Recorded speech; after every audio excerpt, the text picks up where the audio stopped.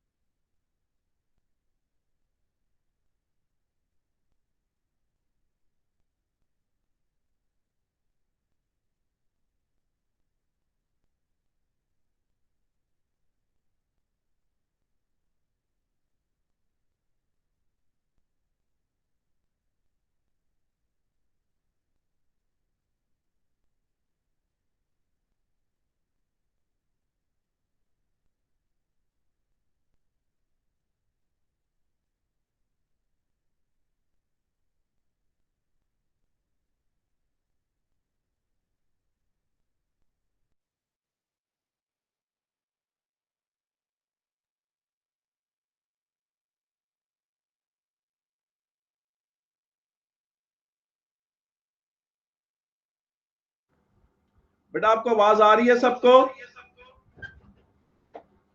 बेटा आपको आवाज आ रही है जी सबको? अभी आ रही है, अभी आ रही है। जबरदस्त, अच्छे बच्चे सारे। अच्छा बेटा, मेरा पहला क्वेश्चन है, मैं जिससे पूछूं वो मुझे जवाब देगा। अब्दुल्ला सैफ, आप बताएं कि क्या रोटेटिंग बॉडी इक्विलिब्रियम में होती है कि नहीं?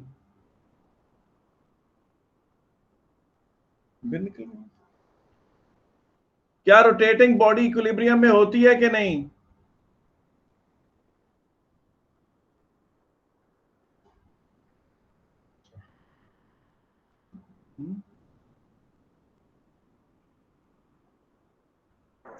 सर नहीं होती। वजह क्या है?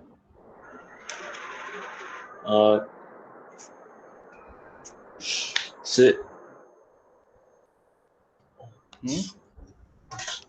क्यों नहीं होती? रोटेटिंग बॉडी इक्विलिब्रियम में क्यों नहीं होती? सर डायरेक्शन कॉन्स्टेंटली चेंज हो रहा होता है उसका। डायरेक्शन चेंज होने से क्या होता है? सर अच्छा सवाल है सर। डायरेक्शन चेंज होने से क्या होता है? फखर आप बताएं, रोटेटिंग बॉडी इक्विलिब्रियम में होती है या नहीं होती? फखर, अब्दुल्ला तौफीक, अब्दुल्ला तौफीक। एक्सेलरेशन होती है सर, हाँ, एक्सेलरेशन होती है। अच्छा ठीक, ठीक है बेटा। अब आप स्क्रीन की तरफ आ जाते हैं हम लोग। सर आदिल से पूछे ना। हाँ, अच्छा जी बेटा, ये चीज देखो कि आई अपोलोजाइज फॉर जो आज थोड़ी आपका तकलीफ हुई पहुंची आपको, आई अपोलोजाइज फॉर दैट। तो अभी हम शुरू करते हैं कि आप लोग देखो कि एक बॉडी को जब आप ऐसे थ्रो करते हैं तो वो अपने इनर्शिया की वजह से सीधा जाने की कोशिश करती है। किसी भी बॉडी का दिल नहीं होता कि वो यूं इस तरफ को मूव करे। आप उसे इस तरफ को फोर्स लगाएंगे, कोई फोर्स लगाएंगे तो वो यूं टर्न करेगी। अच्छा, यहाँ टर्न करने के बाद फिर उसका दिल होगा कि मैं सीधी चली जाऊं, फिर फोर्स लगाएं तो बॉडी यूं टर्न होगी। अब यहां से भी उसका इनर्शिया की वजह से दिल होगा कि सीधी चली जाए, लेकिन फिर फोर्स लगाएं तो पता चला, और फिर यहां से भी मुसलसल फोर्स लगता रहे तो बॉडी गोल घूमती है। तो इसका मतलब है कि rotation is difficult, rotation is against the inertial nature of bodies. यानी कोई भी बॉडी खुद ब खुद कभी भी रोटेट नहीं करना चाहती, वो सीधा ट्रेवल करना चाहती। Rotation is against the inertial nature of bodies. किसी भी पत्थर को आप फेंके वो सीधा जाएगा, वो ऐसे कभी भी नहीं मुड़ेगा, ठीक है कि नहीं, ता वक्त है कि आप उसको कोई फोर्स इस तरफ को ना लगाएं। तो पता चला कि सर्कुलर मोशन तभी मुमकिन है जब मुसलसल एक फोर्स सेंटर की तरफ लग रहा हो। ये फोर्स अगर अवेलेबल नहीं तो मोशन पॉसिबल नहीं है। ये फोर्स अगर अवेलेबल नहीं तो सर्कुलर मोशन पॉसिबल नहीं है। ये फोर्स अगर अवेलेबल नहीं तो सर्कुलर मोशन पॉसिबल नहीं है। अच्छा, उसके बाद बेटा अगली बात आ जाती है कि आए ये फोर्स आपको कहां कहां मिलता है। ये देखें, ये सन है और ये अर्थ। तो अब अर्थ जो है वो सन के गिर्द घूम रही है, ठीक है कि नहीं। तो Newton was the first man जिसने ये चीज गौर से देखी और उसने कहा कि अर्थ की एक हर बॉडी की नेचुरल टेंडेंसी है सीधा जाने की। तो प्लेनेट अर्थ सीधा क्यों नहीं जाता, वो टर्न इस तरफ क्यों क्यों करता है। और जब अगर वो इस तरफ टर्न कर देता है तो यहां से सीधा क्यों नहीं जाता, यहां जब टर्न कर लेता है तो यहां से सीधा क्यों नहीं जाता, यहां जब पहुंचता है तो यहां से सीधा क्यों नहीं जाता, यहां जब पहुंचता है तो यहां से सीधा क्यों नहीं चला जाता। तो उसने कहा कि उसको एक मुसलसल अट्रैक्शन सन की तरफ मिल रही है और उस अट्रैक्शन को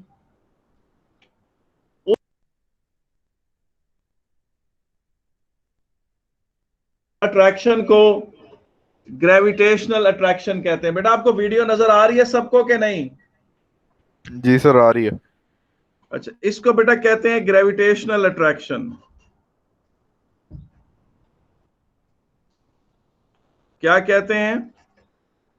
इसे कहते हैं ग्रेविटेशनल अट्रैक्शन ऑफ सन।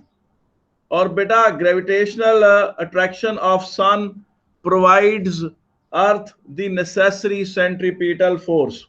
बेटा वो फोर्स जिसकी वजह से प्लैनेट अर्थ सन की तरफ के गिर्द घूमती है, जो बॉडी को रोटेशन में जरूरी होता है, जो फोर्स सेंटर की तरफ लगता है, उसको कहते हैं centripetal force.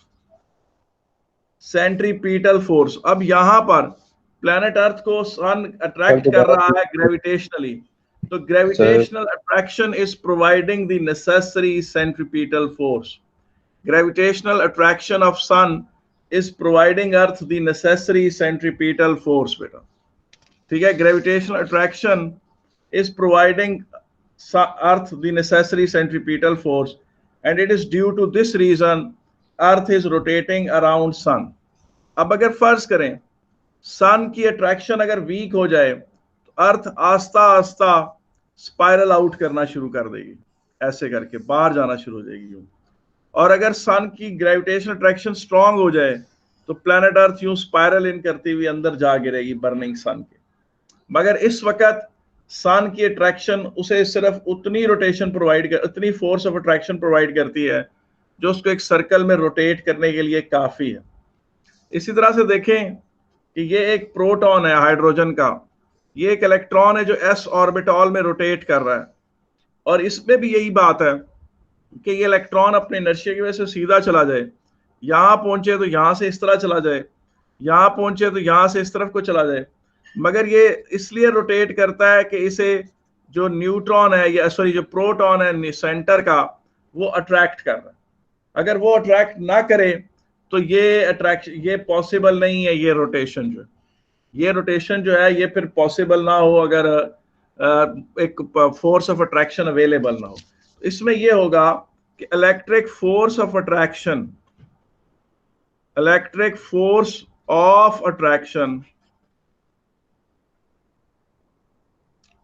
provides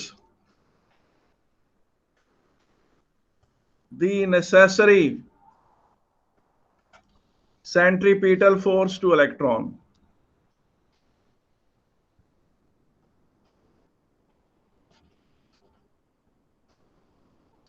Electric force of attraction provides the necessary centripetal force to electron, and electron rotates around the nucleus.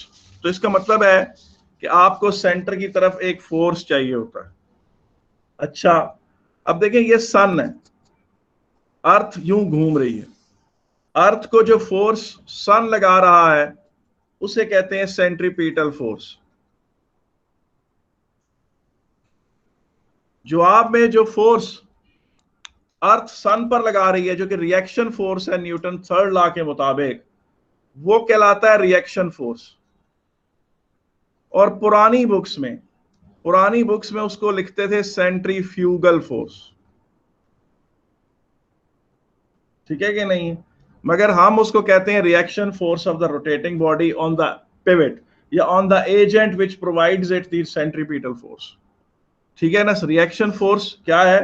Is the reaction force of the body which is rotating on the agent which is providing it the necessary centripetal force.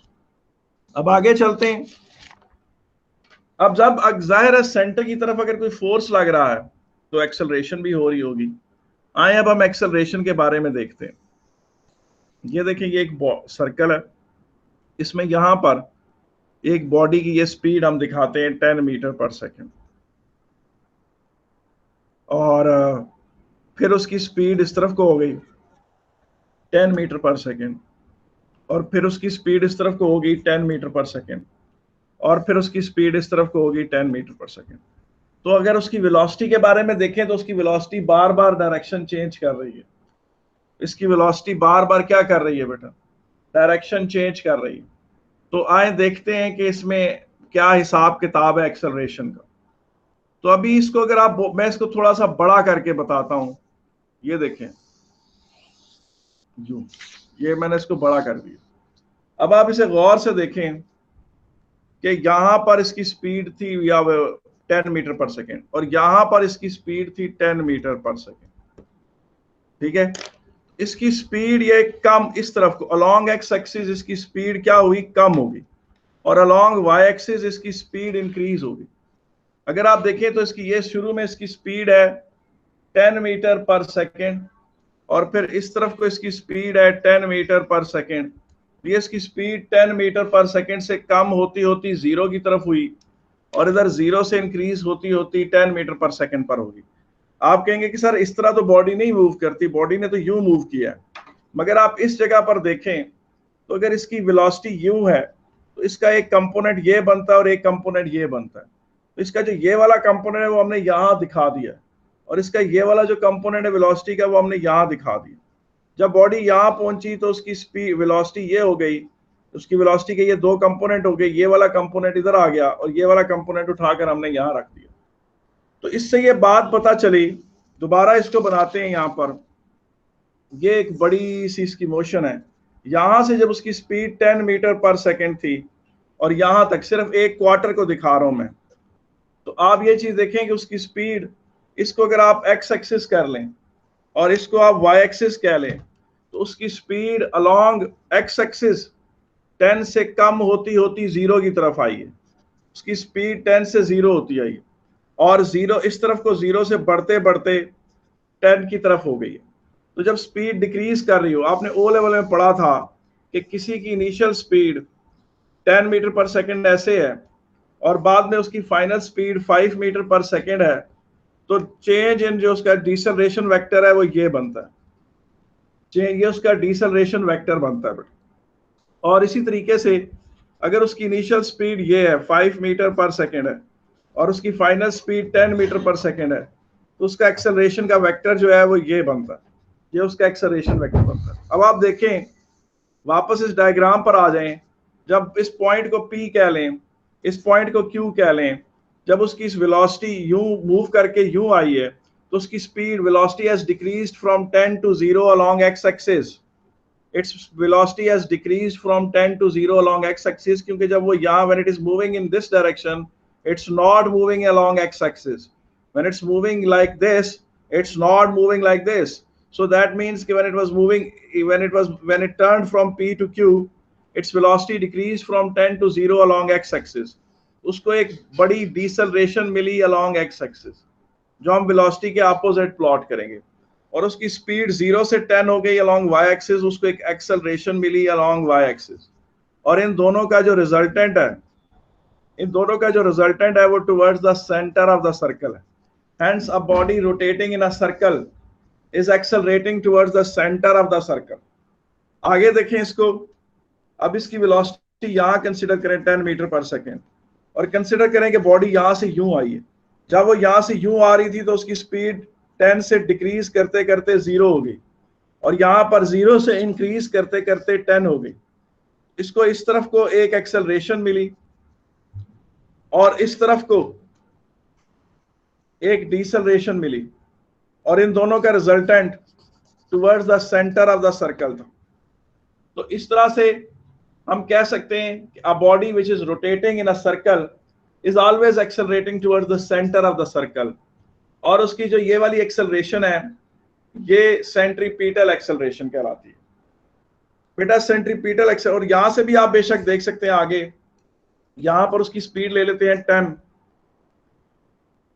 तो ये देखेंगे उसकी speed 10 से decrease करके 0 हो गई along x axis, और 0 से इंक्रीज करके 10 हो गई अलोंग वाई एक्सिस. यहां उसको एक डिसेलरेशन मिली क्योंकि ज़ाहिर है उसकी स्पीड जो है 10 से 0 हुई.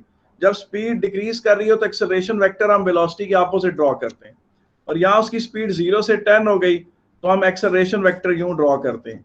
जब स्पीड इंक्रीज कर रही हो तो एक्सेलरेशन वेक्टर भी उसी तरफ होता है जिस तरफ वेलोसिटी वेक्टर हो, और इन दोनों का रिजल्टेंट जो है वो इस तरफ को होगा. तो इससे देखें बार बार यही प्रूफ हो रहा है कि body rotating in a circle is accelerating towards the centre of the circle.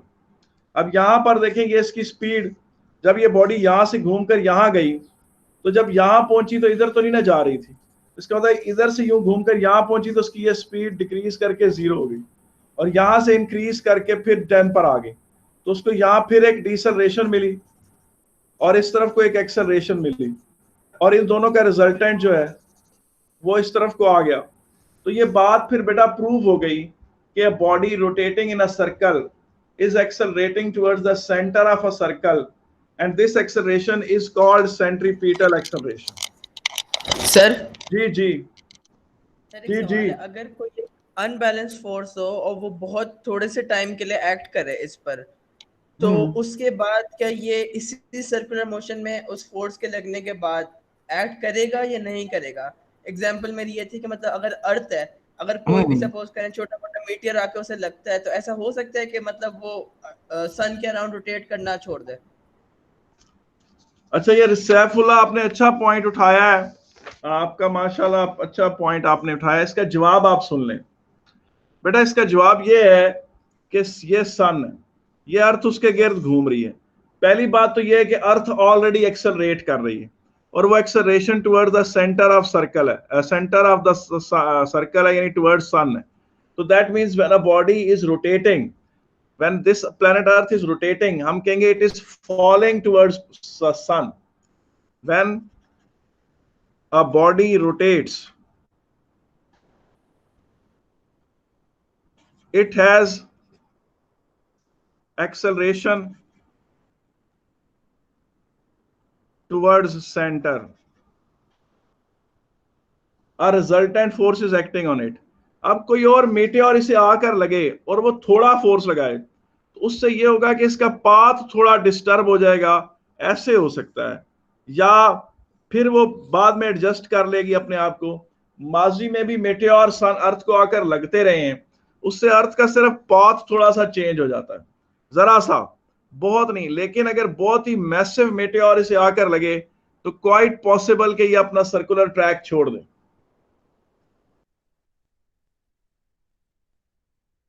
अच्छा, और अगर फर्ज करें तो सन का फोर्स लगना अगर बंद हो जाए, अगर सन फोर्स लगाना अर्थ पे बंद कर दे तो वो अर्थ सीधी चली जाएगी, और कोई मीटियोर आकर अर्थ को जब हिट करता है तो वो सन का फोर्स नहीं रोक सकता, मीटियोर सन के फोर्स को खत्म नहीं कर सकता. अगर वो सन का फोर्स किसी मैकेनिज्म के लिए खत्म होगा तो प्लेनेट अर्थ सीधी जाएगी, या अगर इतना बड़ा फोर्स लगे यहां से किसी मीटियोर का जो सन के फोर्स से बहुत बड़ा हो, तो फिर वो अर्थ को अपने साथ लेके ले जा सकता है जिस तरफ उसका मोमेंटम होगा। ठीक है कि नहीं? सैफुल्लाह, आपको समझ आ गई है कि नहीं? जी सर समझ आ गए। अच्छा अब देखें। सर जी जी जी जी सर, प्लूटो का इलिप्टिकल ऑर्बिट है, उसकी क्या एक्सप्लेनेशन होगी? अच्छा, बात ये थी, ये आपने बहुत प्यारी बात की। एज सच सार, अब मैं इसको जनरल क्लास में डिस्कस नहीं करना चाहता था, लेकिन मैं आपको बता देता हूं कि सारे प्लैनेट्स की ऑप्टिक जो ऑर्बिट्स हैं वो एलिप्टिकल है। ठीक है कि नहीं? सारे प्लैनेट्स के। और एलिप्स के आपको पता है दो सेंटर होते हैं, दो फोकस होते हैं। सन एक फोकस पर है और ये वाला फोकस खाली है। तो जब वो प्लैनेट सन से दूर जाता स्पीड स्लो हो जाती है, और जब सन के करीब से गुजरते हैं तो स्पीड तेज हो जाती है। ठीक है कि नहीं? हम ये वाला डिस्कशन बच्चों के साथ नहीं करते।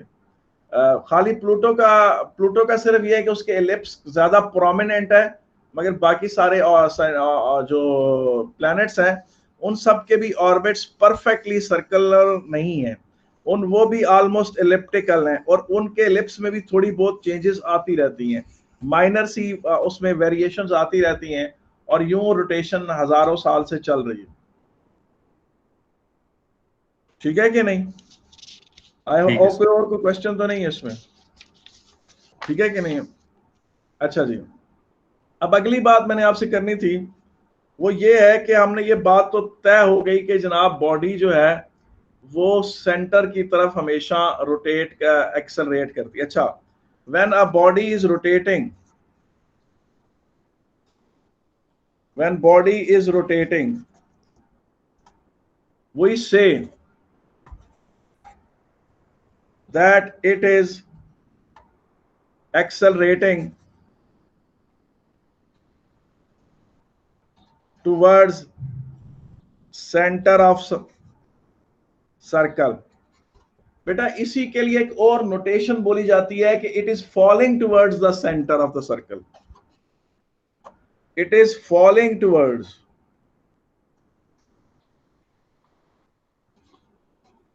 ये आपके लिए लफ्ज हैरान कौन होगा, लेकिन ऐसा है। मिसाल के तौर पे ये अर्थ है, ये सैटेलाइट है, सैटेलाइट यूं यूं रोटेट करता है, तो आप अक्सर अगले चैप्टर में जाकर देखेंगे कि हम आपको कहेंगे the satellite is falling towards the planet earth, तो आप कहेंगे कि ये फॉल तो नहीं कर रहा, ये तो घूम रहा है।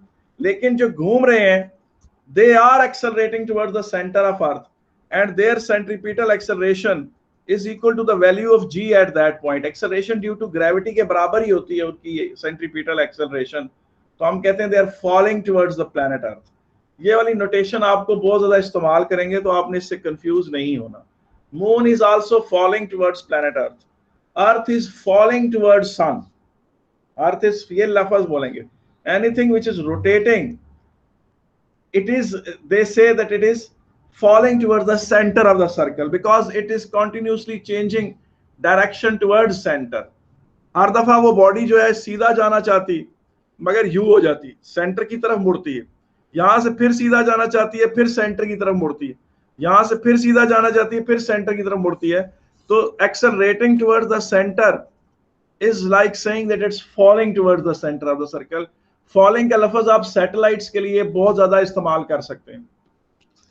आगे चलते हैं। ये जो सैटेलाइट है इसको सन की ग्रेविटी अफेक्ट नहीं करती? ये देखेंगे, इसने बड़ी प्यारी बात की है सैफुल्लाह रिजवान ने अच्छी बात की है, मगर बेटा मेरी बात सुनो, ये अर्थ है ना, ये सन है, ये सैटेलाइट्स जो अर्थ के गिर्द रोटेट कर रहे हैं, वो सैटेलाइट्स जो अर्थ के गिर्द रोटेट कर रहे हैं, अगर अर्थ उन्हें 50 न्यूटन का फोर्स लगा रही है तो सन से की तरफ से जो उन्हें फोर्स लग रहा है वो आप समझें कि 0.2 न्यूटन 0.3 न्यूटन इस तरह से लग रहा है। तो इसका मतलब ये है कि वो बहुत ही कम फोर्स है जो सन से लग रहा है, तो उनके ऊपर जो डोमिनेंट फोर्स लग रहा है वो जो है वो अर्थ का ही लग रहा है। ठीक है कि नहीं है? अगर सन का फोर्स उन पर ज्यादा स्ट्रांग हो तो वो अर्थ की तरफ रोटेट करने के बजाय सन की तरफ चले जाएंगे। बिल्कुल सादी सी बात है। ठीक है भाई कि नहीं? अच्छा बेटा बात यह है कि सेंट्रीपिटल जी स्फीयर क्यों है? जी क्या क्या सारे कह रहे हैं? Planet sphere? अवैस खोखर कुछ ने नहीं बड़ा प्यारा क्वेश्चन किया है। अवैस खोखर ने बड़ा प्यारा क्वेश्चन किया, इसने कहा सारे प्लैनेट्स स्फेरिकल क्यों हैं? सारे प्लैनेट्स स्फेरिकल क्यों हैं? ये सवाल का जवाब जो है ना वो अगले चैप्टर में आना था, लेकिन मैं अभी आपको दे देता हूँ। वो ये बात है बेटा कि जी बिल्कुल, ये प्लैनेट अर्थ है ना। अब प्लैनेट अर्थ का ये जो हिस्सा है ना, इस वाले हिस्से को अट्रैक्ट करता है, ये वाला हिस्सा इस वाले हिस्से को अट्रैक्ट करता है, ये वाला हिस्सा भी इसे अट्रैक्ट करता है। तो सन के सारे पोर्शंस एक दूसरे को अट्रैक्ट करते हैं। They want to fall towards each other, वो एक दूसरे के करीब तरीन होना चाहते हैं।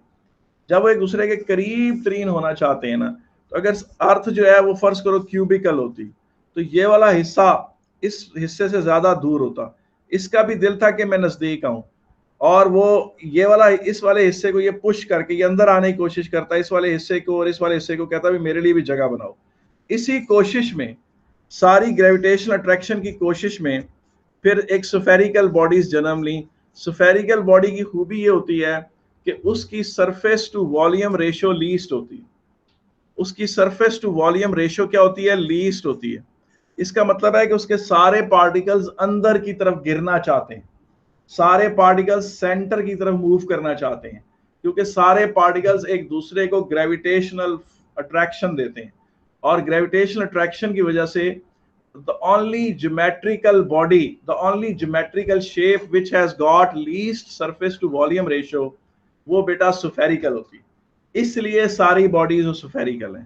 क्योंकि मैंने कहा ना कि अगर क्यूबिकल होती तो ये वाला हिस्सा, इस हिस्से को फर्ज करें, ये हिस्सा P है, ये Q है, ये R है, और ये हिस्सा जो S है, तो Q वाला हिस्सा P और R को कहता है कि मैंने भी S के करीब होना है, हटो मुझे। वो ये यूं इधर अंदर की तरफ आने की कोशिश करता, वो अंदर आने की कोशिश में R और P थोड़े पीछे हट जाते, और शेप खुद ब खुद स्फेरिकल हो जाती। तो इसलिए बेटा स्फेरिकल हैं सारे प्लैनेट्स, ग्रेविटेशनल अट्रैक्शन की वजह से। जब ग्रेविटेशनल अट्रैक्शन कमजोर होती है तो फिर वो जो है एक क्लाउड ऑफ डस्ट बन जाता है, इररेगुलर क्लाउड ऑफ डस्ट बन जाता है। ठीक है कि नहीं? और आपको पता है अर्ली यूनिवर्स में जो थे वो गैसियस क्लाउड्स थे बड़े बड़े। अब ये जो हम हदीसों को साइंस से मिलाने की कोशिश करते हैं, हमारी अपनी एक ट्राई है, हमारी अपनी एक छोटी सी आधी टूटी फटी समझ है जो हम ट्राई करते हैं। तो उसमें यह है कि एक हदीस मैंने सुनी कि सहाबा ने हजूर से पूछा कि कायनात से पहले, बनाने से पहले खुदा किधर था? आपने फरमाया वो बादलों में था, हवा उसके ऊपर से गुजर रही थी और नीचे से गुजर रही थी। ये मतलब अगर मैं इसको अपनी कुछ सेंस इस पर लगाऊं तो ये प्लाज्मा एरा है, जब अर्ली यूनिवर्स बड़े बड़े क्लाउड्स ऑफ डस्ट पे मुश्तमिल था। तो ये एक मेरी मतलब मैंने आपको इसकी एक एक्सप्लेनेशन देने की कोशिश की। बहरहाल आगे चलते हैं जनाब, वापस अपने पॉइंट पे चलते हैं। बेटा सेंट्रीपिटल एक्सेलरेशन की वैल्यू है v²/r। आर मैं अच्छा जी पहले लिखते हैं v²/r से शुरू करते हैं। अब आपको बताऊं कि इसका प्रूफ जो है वो कैम्ब्रिज के सिलेबस में नहीं है। बास टीचर इसका प्रूफ नहीं कोट करते, बास टीचर इसकी एक आसान सी एक्सप्लेनेशन बनाकर बच्चों को समझा देते हैं। तो एक टीचर ने इसकी एक बड़ी आसान सी एक्सप्लेनेशन बनाई, तो वो मैंने उन्हीं की पहले मैं एक्सप्लेनेशन पेश करता हूं आपके सामने। और इसका जो जेन्युइन प्रूफ है, क्योंकि वो थोड़ा सा स्लाइटली टेक्निकल है और थोड़ा बोरिंग हो जाता है, तो मैं इसके प्रूफ की वीडियो अलहदा से बनाकर आपको अपलोड कर दूंगा, ताकि वो बच्चे जो नॉलेज थर्स्टी हैं, अच्छे बच्चे हैं, फिजिक्स को डीपली स्टडी करना चाहते हैं, उनको मैं इसके 3-4 प्रूफ डिफरेंट करा दूंगा। मगर फिलहाल मैं इसका एक आसान सा प्रूफ आपकी खिदमत में पेश करता हूं, जो एक सर ने कराया अपनी क्लास में। उन्होंने अपनी क्लास में इस तरह से कराया, उन्होंने कहा देखो बेटा ये बॉडी है, ये घूम रही है सर्कल में, ये सर्कल में एक बॉडी घूम रही है। बच्चों ने कहा यस सर। उन्होंने कहा यार वेलोसिटी क्या होती है? वेलोसिटी का एक मैग्नीट्यूड होता है और एक उसकी डायरेक्शन होती है। बच्चों ने कहा जी बिल्कुल। उन्होंने कहा ये बॉडी गोल गोल घूम रही है, क्या इसका मैग्नीट्यूड डिक्रीज कर रहा है? उन्होंने कहा जी डिक्रीज, वेलोसिटी मैग्नीट्यूड तो नहीं चेंज हो रहा। उन्होंने कहा फिर क्या चीज चेंज हो रही है? क्या चीज चेंज हो रही है? बच्चों ने कहा डायरेक्शन चेंज हो रही है। फिर उन्होंने कहा अच्छा चेंज इन वेलोसिटी का जो यहाँ कॉन्सेप्ट है उसमें मैग्नीट्यूड को कोई फर्क नहीं पड़ रहा, डायरेक्शन में चेंज आ रही है। फिर यहां से उन्होंने डेल्टा टी से डिवाइड कर दिया और change in velocity over change in time को एक्सेलरेशन कह के v ओमेगा कर दिया यहाँ से, क्योंकि एंगल ओवर t जो है ओमेगा आता है। इस तरीके से उन्होंने जो उसका एक मुश्किल प्रूफ था उसको एक सादे अंदाज में बयान कर दिया। तो ये है एक नॉर्मल समझ के लिए, एक आम जो बच्चा समझना चाहे उसके लिए एक प्रूफ है। इससे भी ज्यादा सादा प्रूफ सिर्फ यही है कि जी चूंकि बॉडी रोटेट कर रही है तो उसकी डायरेक्शन चेंज हो रही है, और डायरेक्शन चेंज हो रही है तो उसकी वेलोसिटी चेंज हो रही है, वेलोसिटी चेंज हो रही है तो एक्सेलरेशन चेंज हो रही है, और सॉरी वेलोसिटी चेंज हो रही है तो एक्सेलरेशन प्रोड्यूस हो रही है। और चूंकि ये वेलोसिटी की जो चेंज है बेंडिंग टुवर्ड्स सेंटर है, तो इसलिए एक्सेलरेशन टुवर्ड्स सेंटर है। ये एक सादी सी एक्सप्लेनेशन। उसके बाद सेकंड नंबर पर या ज्यादा डीप एक्सप्लेनेशन ये आ रही है।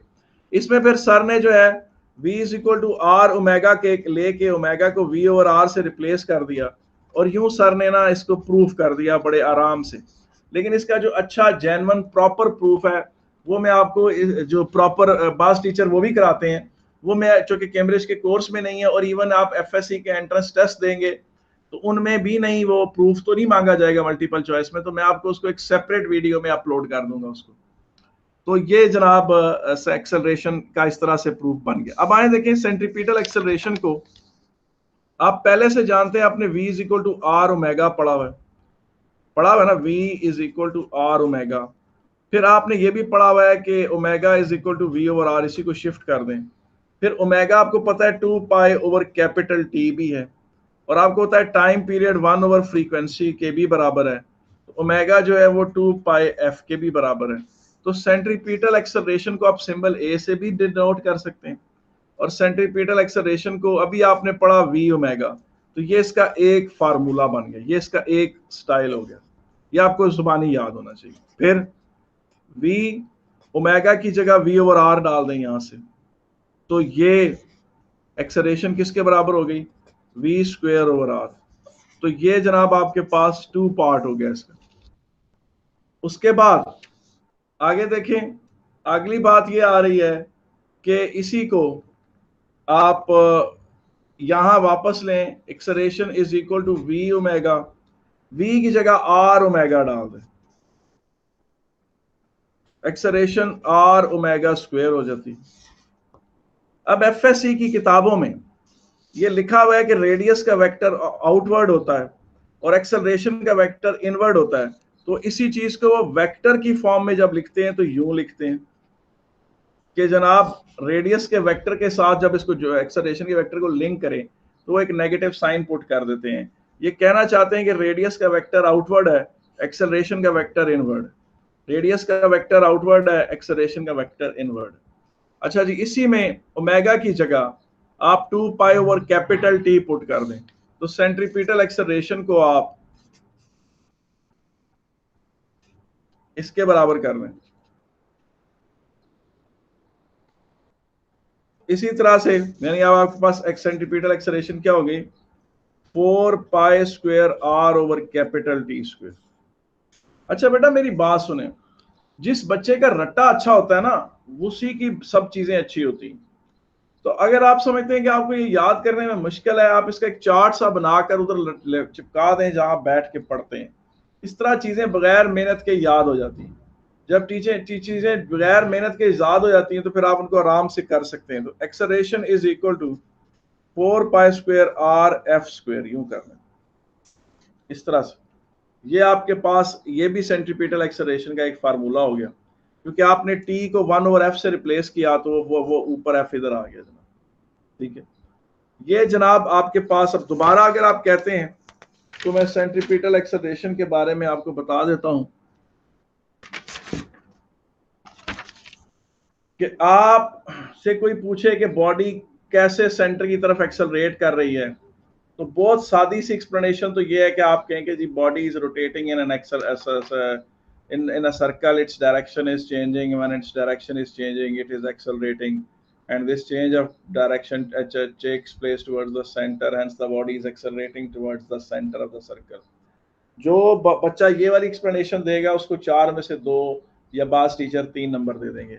जो ये वाली डायग्राम बनाए, यूं वेलोसिटी को यूं दिखाए, फिर कहे कि जी as the body rotates from P to Q, its velocity decreases from V to 0 along x axis, increases from 0 to V along y axis, it simultaneously undergoes a retardation and an acceleration along x and y axis respectively, and the resultant of these two is towards the center of the circle.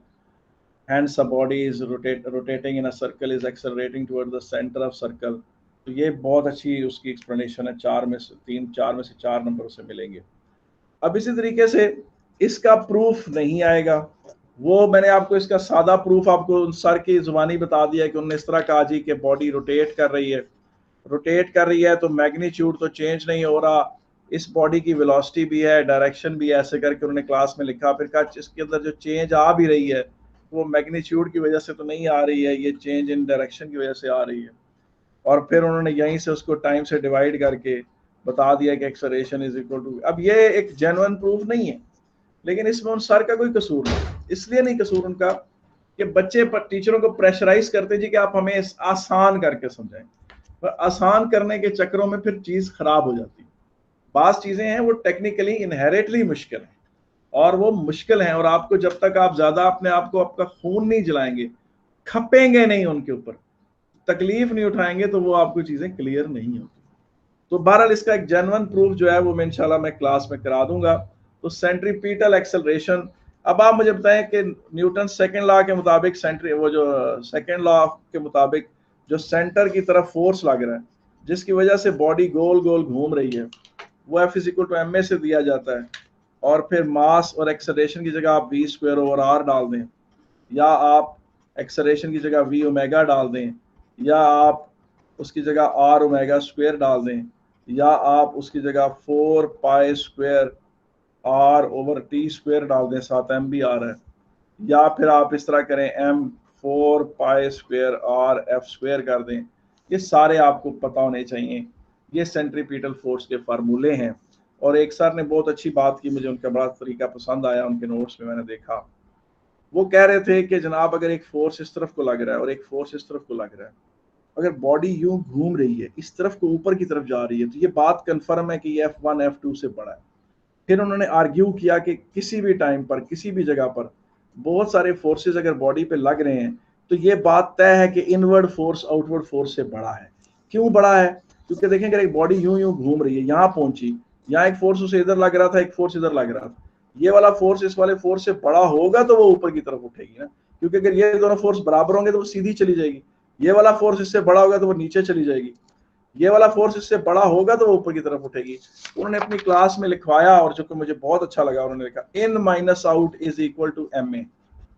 उन्होंने कहा inward force हमेशा outward force से बड़ा होगा, और उन्होंने फिर ये फार्मूले लिखवाए कि इनवर्ड फोर्स, और देखें जो सेंट्रीपिटल फोर्स है वो हमेशा इन माइनस आउट होता है, सेंट्रीपिटल फोर्स नेट फोर्स होता है, सेंट्रीपिटल फोर्स एक्सेलरेटिंग फोर्स होता है, सेंट्रीपिटल फोर्स रिजल्टेंट फोर्स होता है, सेंट्रीपिटल फोर्स को कोई भी बैलेंस नहीं कर रहा होता। जो लोग कहते हैं ना, पुरानी आप किताबों में पढ़ेंगे कि जी सेंट्रीफ्यूगल फोर्स कोई चीज होती है जो सेंट्रीपिटल फोर्स को बैलेंस करे, वो सब झूठ है, ऐसी कोई बात नहीं है। अगर इसे एक तरफ को फोर्स अंदर की तरफ लग रहा है और वो सेंट्रीपिटल फोर्स है, और इसी को कोई सेंट्रीफ्यूगल फोर्स लग रहा है जो इसे बैलेंस कर रहा है, तो फिर बॉडी का इधर कोई चाचा रहता है जो उसने इस तरफ जाना है, वो फिर सीधी जाएगी, वो कहेगी नहीं भी मैंने तो जाना ही नहीं है इस तरफ, ठीक है। तो ये अगर वो इस तरफ को उसका मुड़ना जो है वो ये क्लियरली बताता है कि ये फोर्स इस फोर्स से बड़ा है, और ये फोर्स दिस माइनस दिस जो नेट फोर्स है इनवर्ड, वो है सेंट्रीपिटल फोर्स। और इस बॉडी का जो रिएक्शन किसी उस बॉडी पे लग रहा हो जो इसको ये सेंट्रीपिटल फोर्स प्रोवाइड कर रही है, उसे रिएक्शन फोर्स, या आप इन सम केसेस कह सकते हैं सेंट्रीफ्यूगल फोर्स। मैं सेंट्रीपिटल और सेंट्रीफ्यूगल की बारे में भी एक सेपरेट वीडियो आपको बना के दे दूंगा, वो भी आप सुन लीजिएगा। और आज की गुफ्तगू को हम यहाँ ख़त्म करते हैं, नॉट के इसलिए कि फिर आपके लिए काफ़ी बोरिंग हो जाएगा।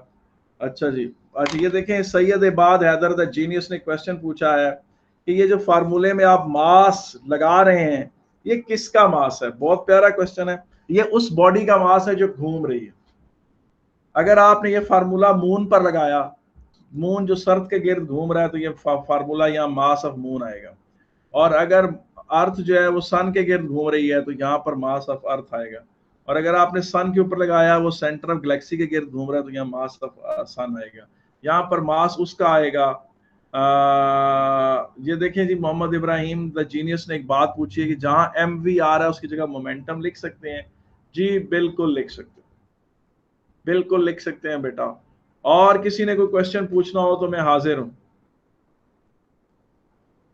Yes, Azmir the Great, a body rotating in a circle is not in equilibrium. There is a resultant force, accelerating force, net force, unbalanced force is acting towards the center, which is called the centripetal force, which is not balanced by any so-called centrifugal force. जी बेटा ये देखें, ये radius of rotation हो गया। ये देखें वैस कोकर ने बड़ा अच्छा क्वेश्चन पूछा है कि ये फर्ज करो प्लेनेट अर्थ यूं यूं घूम रही है, यूं यूं घूम रही है, ये सन है बीच में।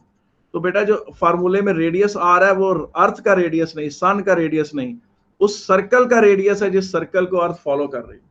उस सर्कल, ये बहुत अच्छे आपने सवाल आज पूछे, उस सर्कल का रेडियस है जिसको अर्थ फॉलो कर रही है। तो इसका मतलब है कि अगर कोई स्फेरिकल बॉडी है, गोल मेटेलिक बॉब है, वो यूं यूं घूम रहा है, तो रेडियस ये वाला है जिस सर्कल को वो फॉलो कर रहा है, उसका अपना जाती सर्कल नहीं। और किसी ने कोई बात पूछनी है? और बच्चों पूछ लो कोई बात।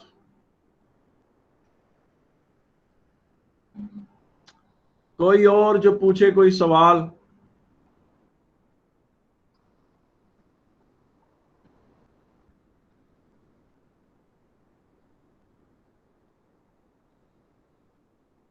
ये वैस खोकर तो मेरी एज क्यों पूछ रहे? रिकॉर्डिंग बंद कर। हाँ भाई, लाओ जी अब रिकॉर्डिंग